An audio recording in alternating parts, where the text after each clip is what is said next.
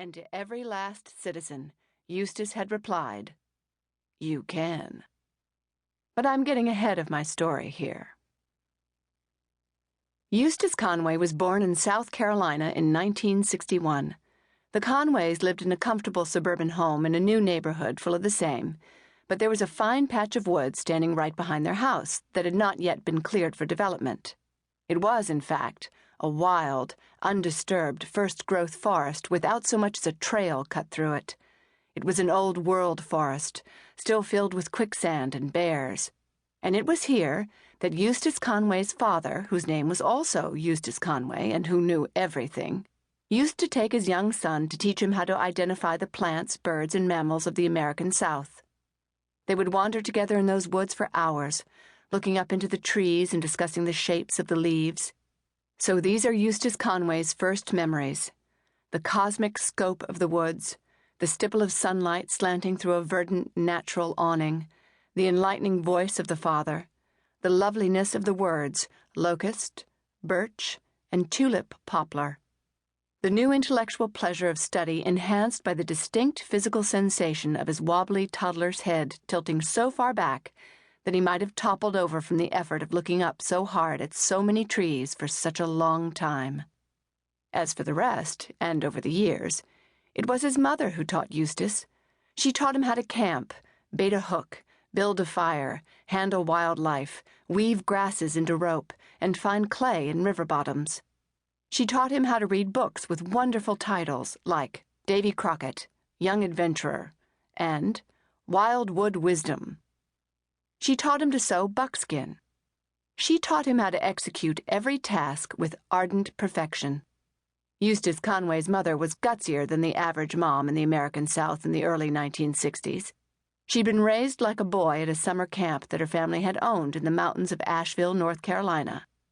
She was an unrepentant tomboy, a proficient horseback rider, and a capable woodsman who, at the age of 22, had sold her silver flute for passage to Alaska, where she lived in a tent by a river with her gun and her dog.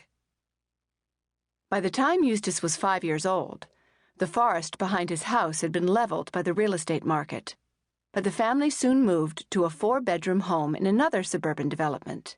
It was in Gastonia, North Carolina, and had its own dense forest standing behind it.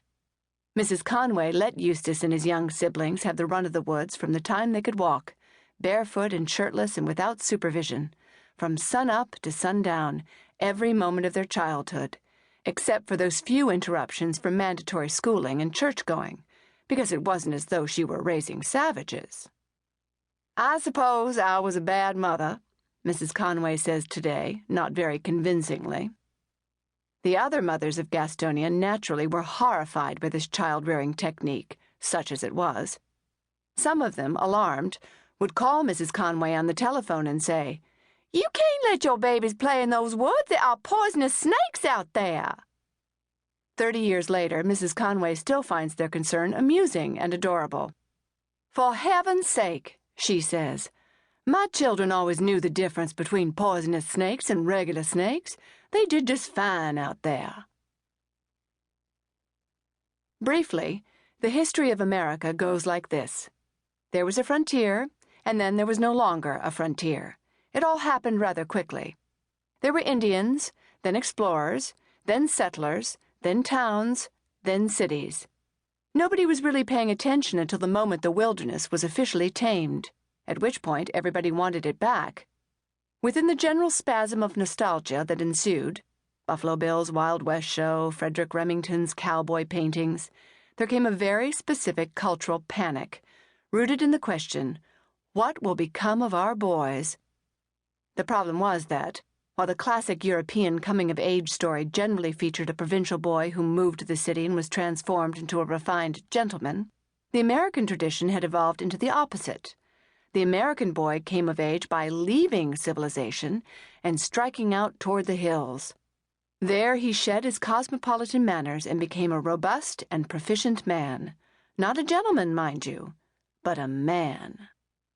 This was a particular kind of man, this wilderness-bred American. He was no intellectual. He had no interest in study or reflection. He had, as de Tocqueville noticed,